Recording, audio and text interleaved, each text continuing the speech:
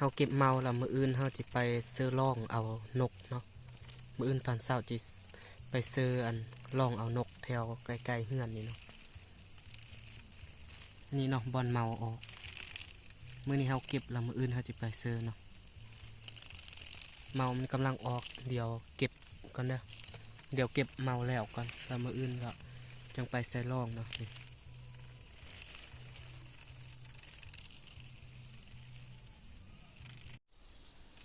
นี่เนาะเมาที่เฮาไปเก็บมาได้ซ้ำนี้พอซื้อแล้วเนาะแล้วมื้ออื่นเช้าเฮาจังสิไปซื้อ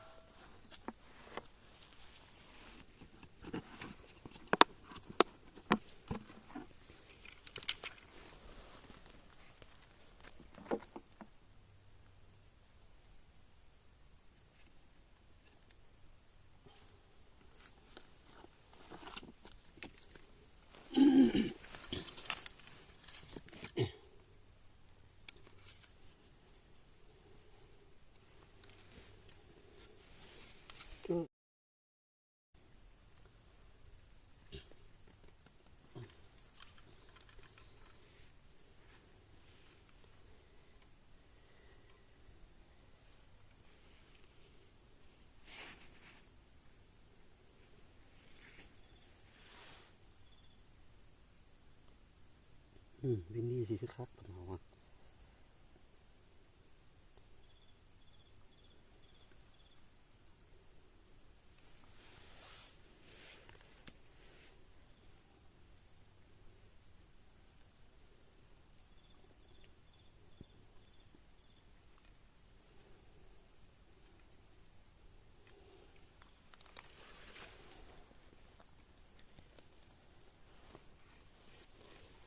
จะลองตัวนี้ขึ้นมาวินนี่ตายบับ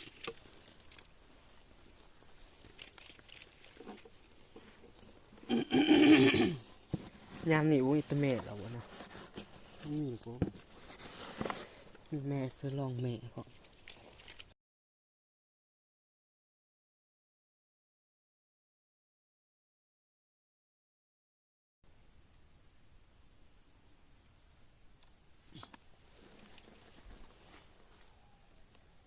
ก็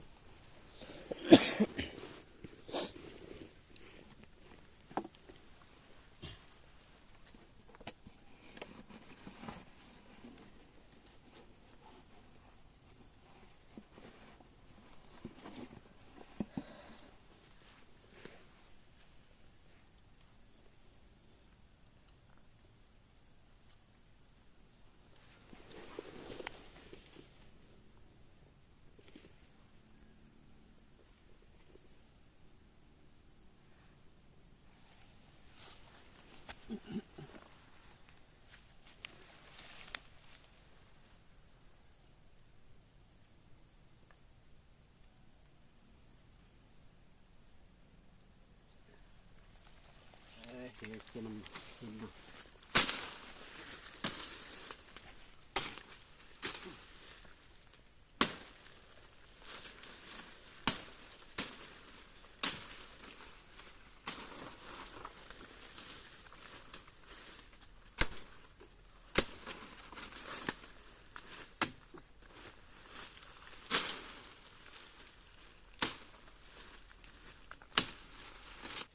ต้นนั้นตุกไปเลาะมันเป็นทงหน้าก็ดิทงหน้าเก่าเขาบ่ได้เอ็ดพุ่นบ่ทางรถไฟพุ่นแม่นน่ะคือขี่มาคือ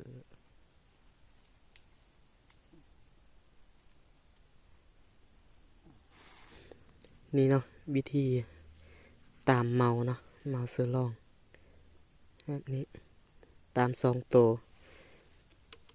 วนึงละซื้อปีกมันอีกตัวละตามโตมันเลยนะตามกลมัน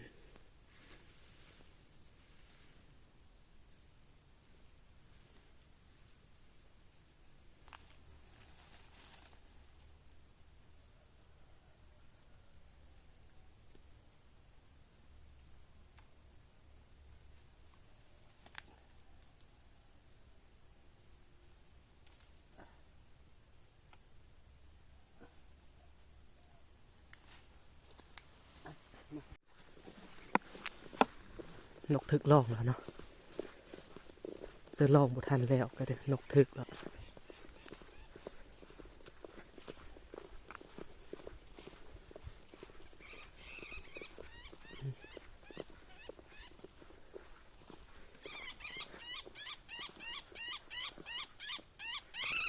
นกเจนแวนเลยเนี่ย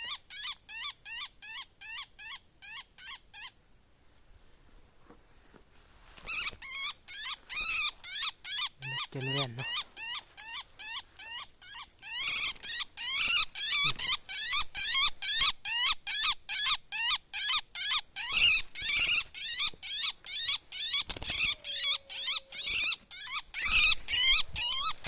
นี่เนาะ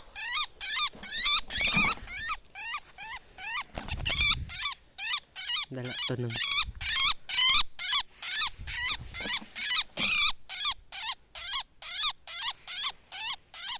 เดี๋ยวแปลงก่อนนะเดี๋ยวซื้อก่อนนี่เนาะนกที่ไทยเมื่อกี้นี่ เดี๋ยวไปซื้อลองต่อเนาะเดี๋ยวนี้ก็เศร้าแล้วเดี๋ยวที่บุทันเนาะเดี๋ยวนี้เลาะยามลองแล้วเนาะถ้าเบิ่งว่าจีได้บ่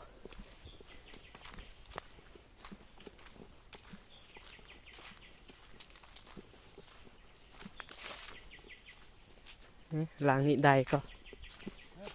ได้นกน้อยนะ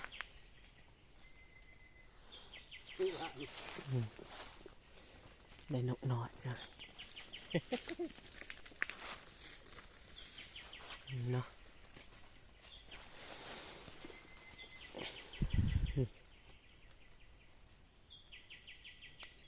ฮะ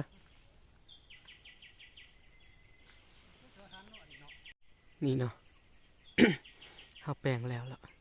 เดี๋ยวไปเลาะยามล้างไม้เนาะจีได้บ่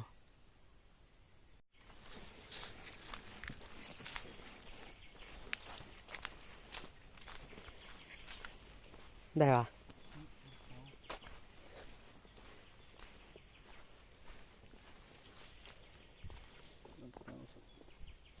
ลั่นล่ะ ก็ปักมิ้นพูดว่าตัวเดียวกันไปตามไปนะโอ้ที่แก่ อ้าวทึกว่ะเคยเห็นตัวเมาอันเคยเห็นตัวเมาบินไปแบบคือเกี่ยวบ่ถือนกน้อยแอดทัด น้อย นกน้อย ไอ้แต่เมาเนี่ยมันเป็นเลยสิมีเปลือง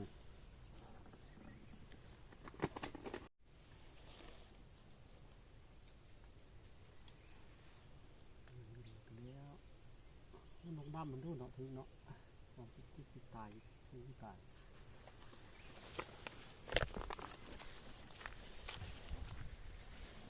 หลังนี้ก็บ่ถึกเนาะเมายังเน่งยังบินอยู่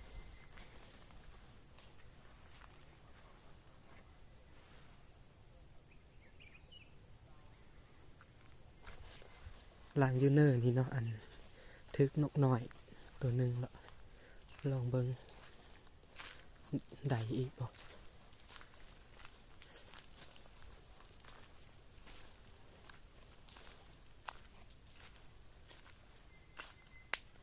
ได้อีกแท้นี่เนาะ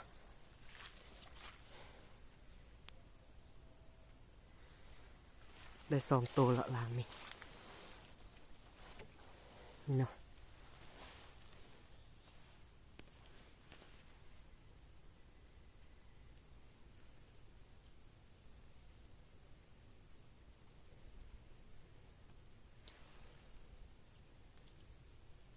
เดี๋ยวแปลงก่อนเนาะ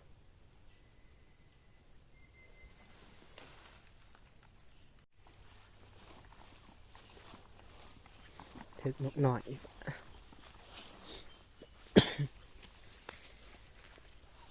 ได้นกหน่อยเนาะหลังนี่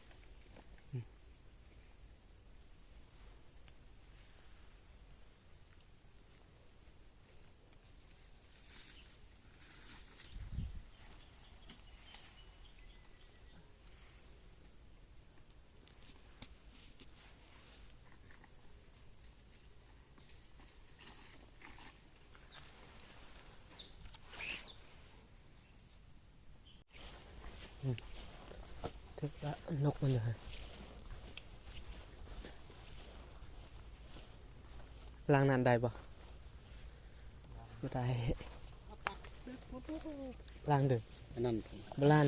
โบราณก็มา โบราณ นี่หมดแล้ว บ่ล้างนะชักเมื่อกี้เอาว่าอันนั้นอันนี้เอายังแห้งนี่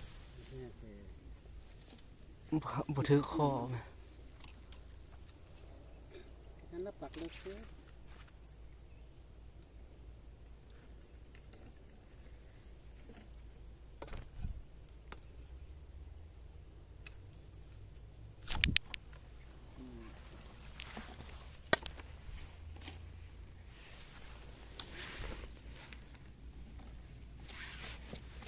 ถือคามันล้าง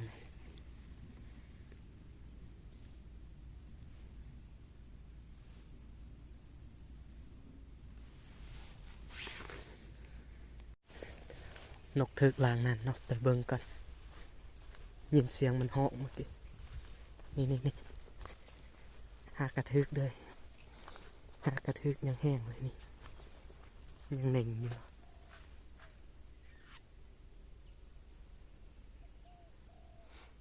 มาเมื่อกี้ยังบ่ทึกอยู่ล้างนี่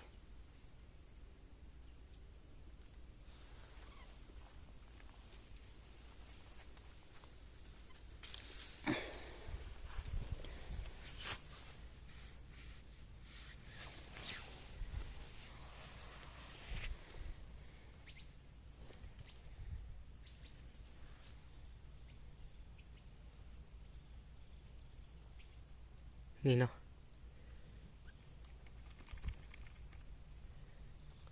เดี๋ยวแปลงร่องก่อนนะนกกำลังมานี่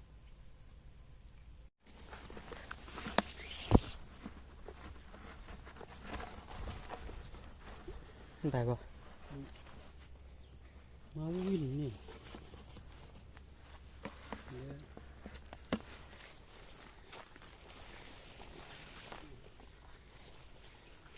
ใต้นี่สิ หากระเซอหนึ่งดอก ทหารมัน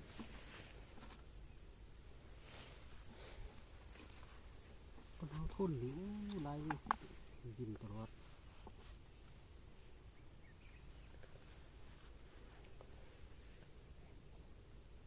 คณะพยายามเปลี่ยนตลอดเนาะ วิ่งละวิ่งเดี๋ยวมันหรอก เมื่อกี้มาเบิ่งเขาเอียงบิน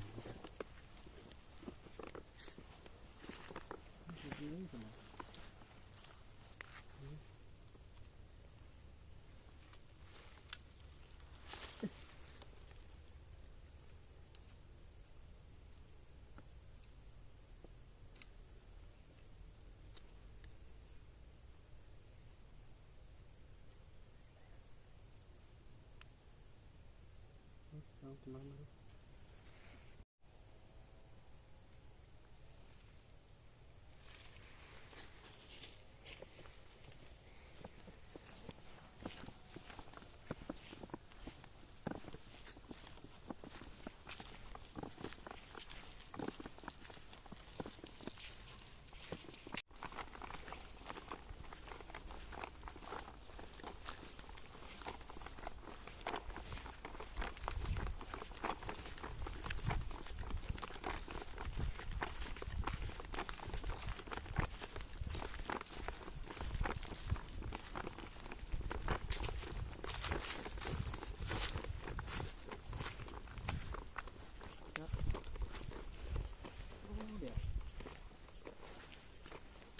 และศาสตร์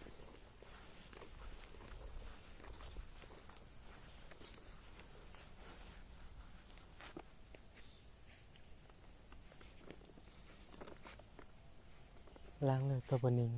ตะเมา เอาวิ่งดีๆเดี๋ยวถ่ายไปเรื่อยนั่นแหละ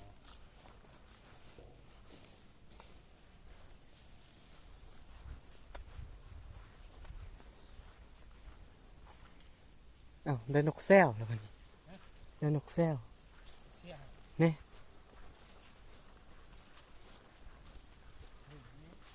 ได้นกแซวตัวนี้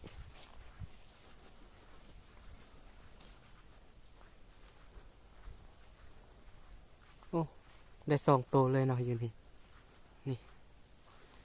ตัวหนึงได้นกแซวตัวนี้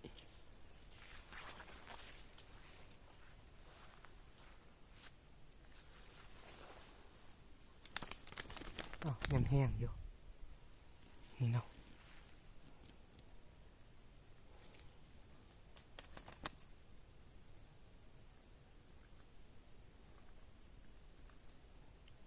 ลางนี้ได้นกแซว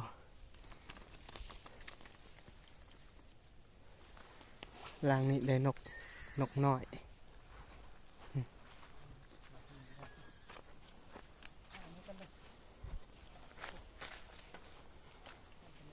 นี่เนาะ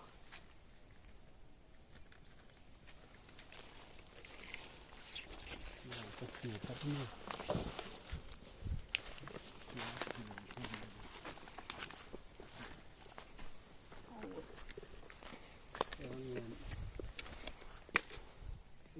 ตัวคนนี้ ลางนี้ได้ทั้งนกอันเจนแบนเนาะมื้อเช้าก็ได้นกเจนแบนอีกนี่ก็ได้นกแซว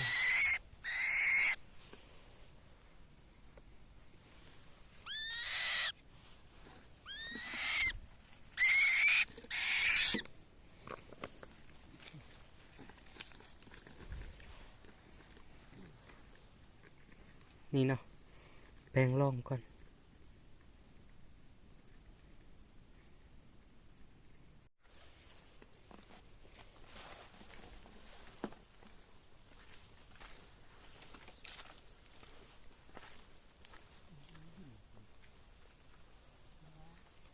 อ้าวร่องล่างนี่เกอลั่นบ่ถึกบินบ่ลังนะ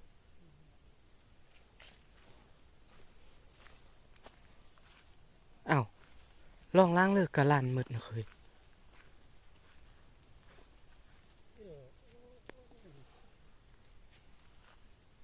แม่ล่างน่ะกะลั่น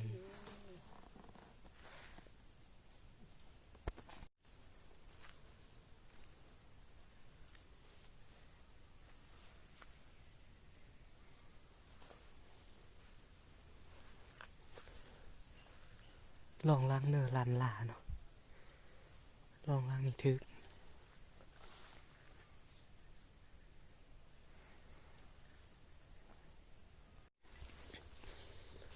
ล่างในลันลา3 เถื่อนี่แหละบ่ได้เอ้ย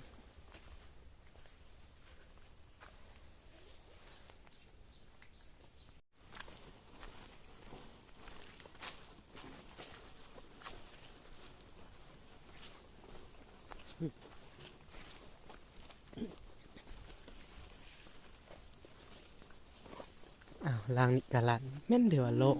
มันก็นกยังขวน ที่แนวนี้มันสุราง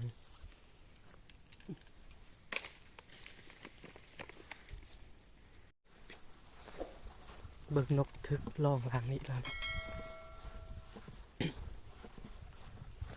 นกเจนแวนตัวนี้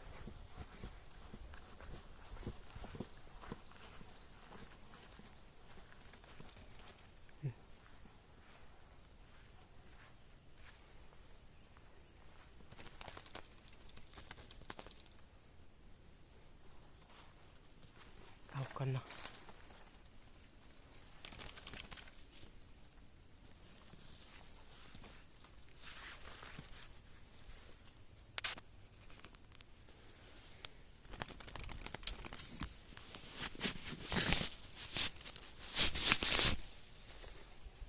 เบิ่งหลังเลิกกระทึกนกเจนแวนคือเดียวเนาะไปเบิ่งก่อน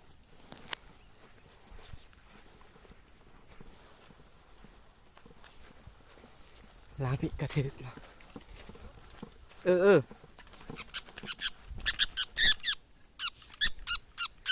อันนี้ก็นกเจนแวนเนาะ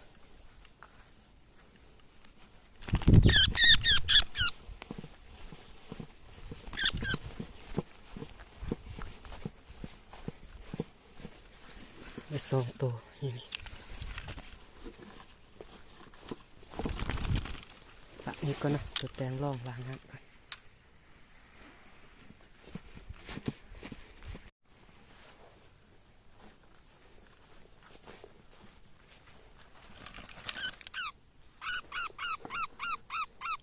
นกที่ได้เมื่อกี้นี่เดี๋ยวเราจะคามันละแปลงร่องก่อนเนาะ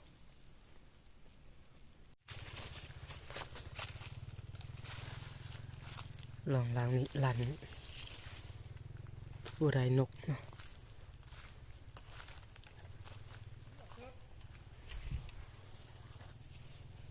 เมาหมด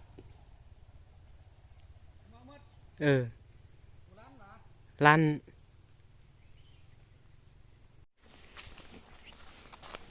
ได้แล้วดินก งานจะตามถึงไรนี่ที่ตั้งอยู่ที่นี่ผมเห็น นกกันนะ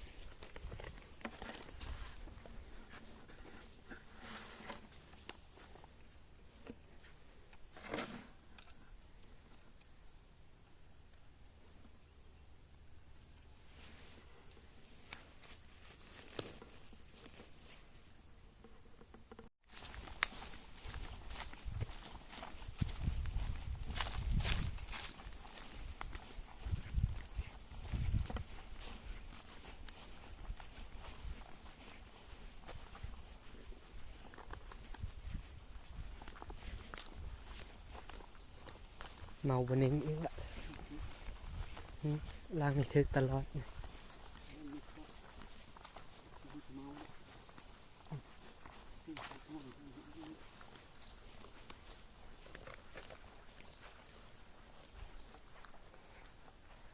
ล้างนี้ได้นกแซวเนาะกับนกเจนแวนอันนี้ได้นกหน่อยอีกละ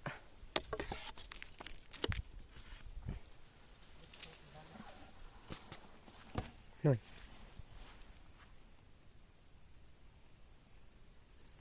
มันทึกหรือว่าอันมันต่างหอกเคยยินเสียงนกเจนแวนหอกอยู่แต่นายจำไปเพิ่งนะ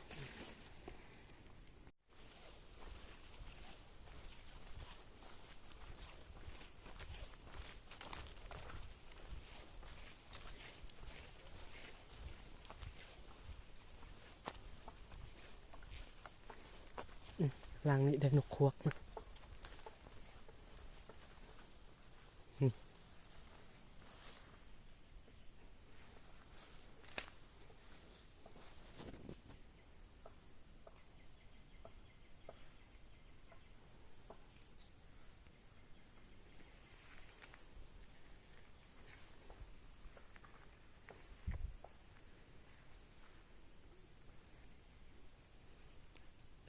ไปเบิ่งล้างถึงเลยเนาะ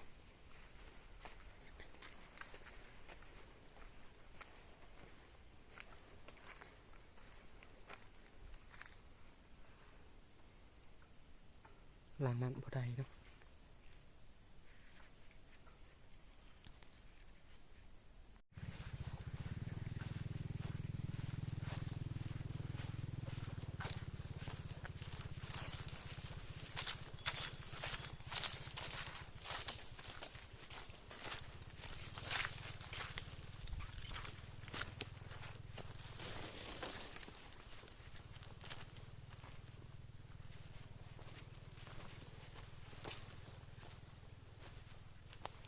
ล้านล่า ตัวร้อนเนาะ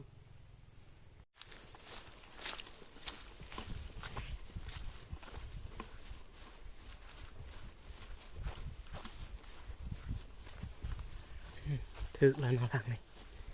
ถึกนกหน่อยยังแห้ง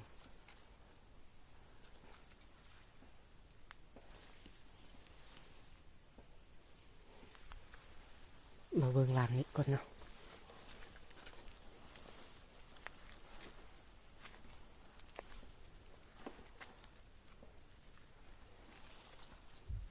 ลางนี้กระถึก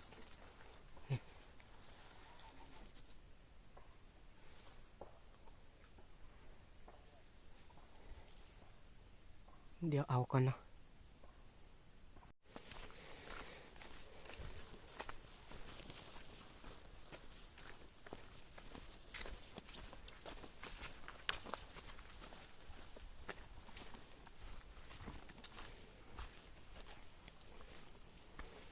มาตาย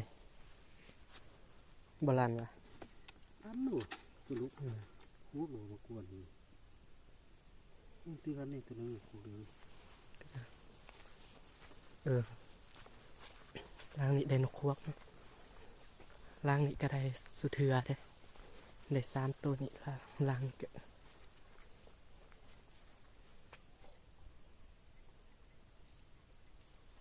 เบิ่งเอาก่อนเนาะเอามาก่อนนกควกกำลังเหาะ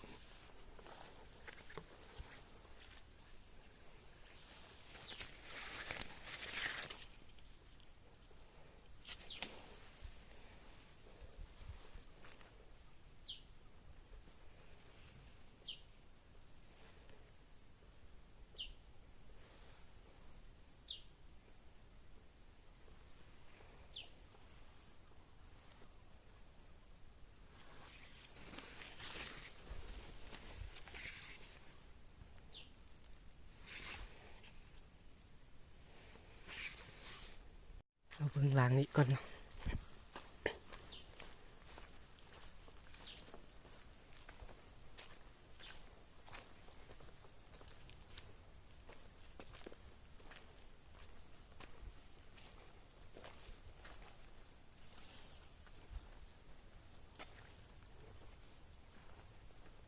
ล่างนี้ลันลาอีกแล้วบ่ได้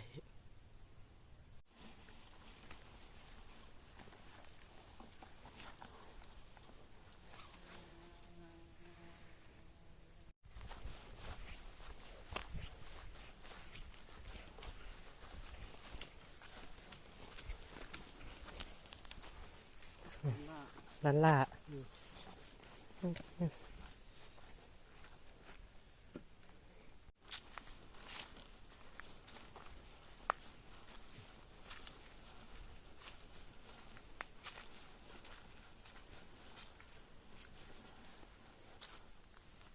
ลันลา ร้าน อืม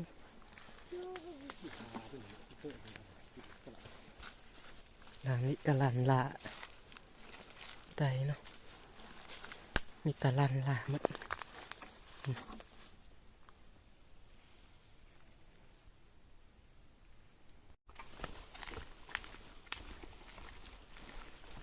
ได้ปะได้แท้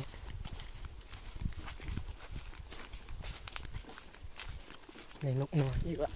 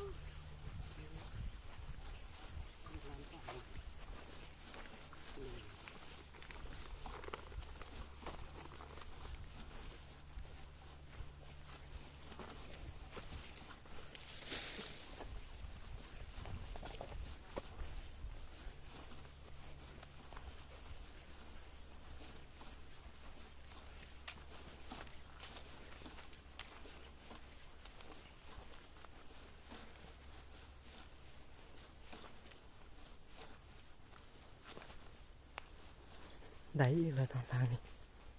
ได้นกน้อย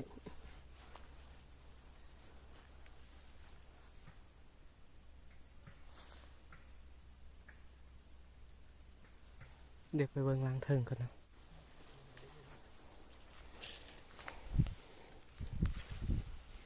เล่นเด็กตัว บ่เห็นตัวเมาบินเด้อ นี่ตัว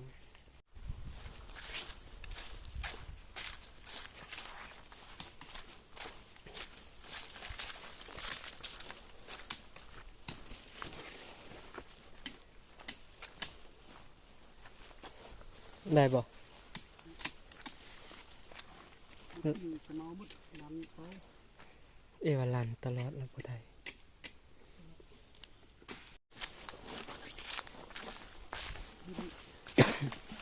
แต่ผมมาแค่เพิ่มดูเพิ่มมามันดู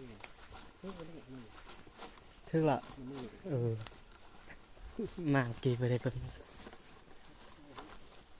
บินไปบินมาอยู่ตัวนี้ในนกมาแงะเนาะ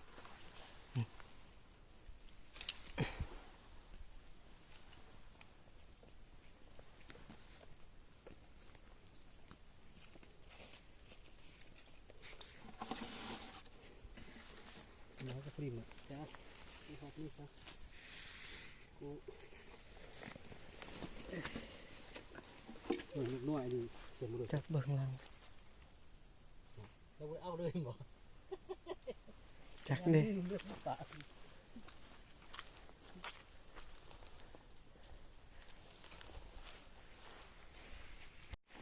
นั่นคือเกลือ อันนั้นกะลั่นวะ โอ้คนดีนอกคนดี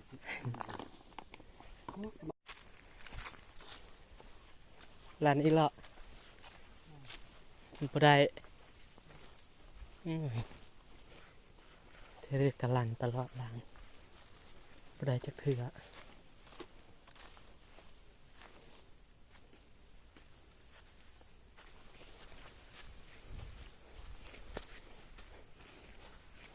บ่ได้แดดซองเสื้อมันละ ใส่ยินมันก็มือยิน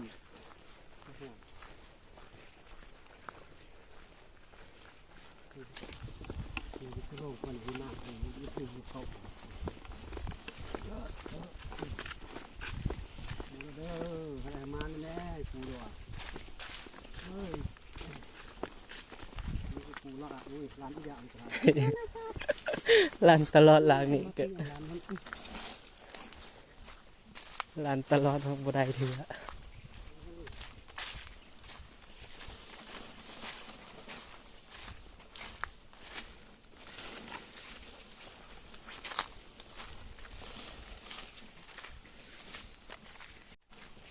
บ่ได้ละ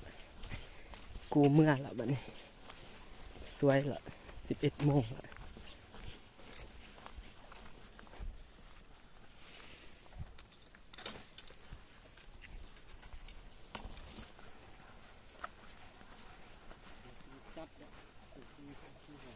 ได้ตื่มจากโตเลยครับผม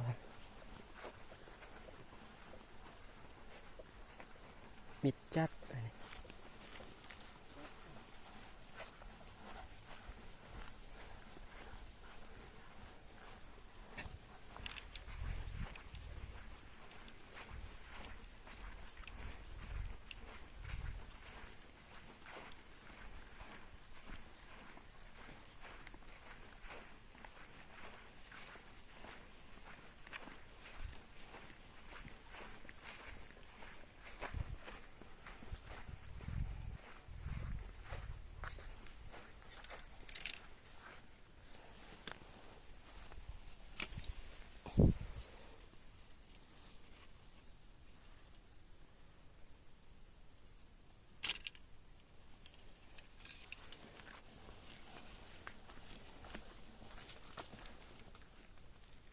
มันกินหมดก็ เป็นตำรวจกับบุรัน อืม นี่ได้ไหม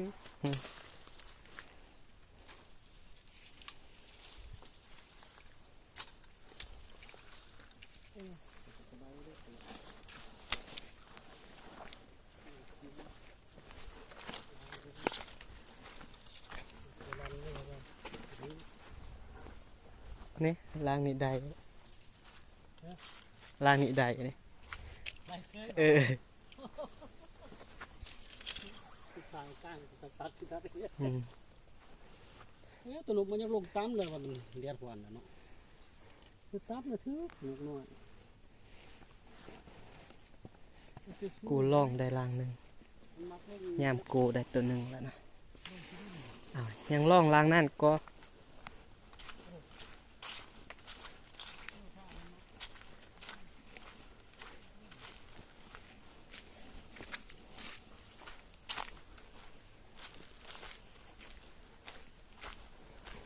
บ่ได้เนาะหลัง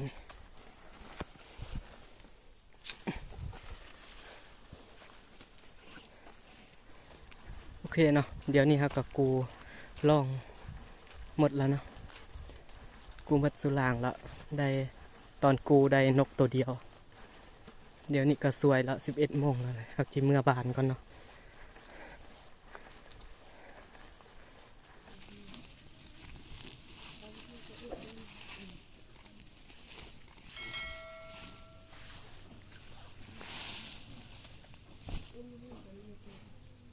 นี่เนาะนกเฮาที่ได้ที่เฮาเซอร์ได้เนาะนกเจนแบน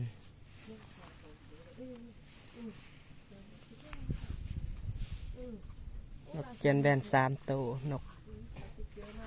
แซวตัวหนึ่งนกควัก2 ตัวนกมักแง่ตัวหนึ่งนกอันเดอร์บูฮูนกอันนกเยอะได้สำเนียงเนาะนกเยอะ2 4 6 8ได้นกเยอะ8 ตัวนกน้อย2 4 6 8 10 12 13 ตัวอันนี้เซอร์นี่8เป็น21 ตัวเนาะ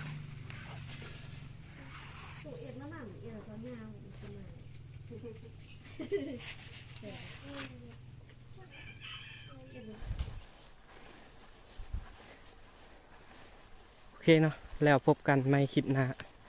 คลิปนี้ขอจบซ้ำนี้เนาะ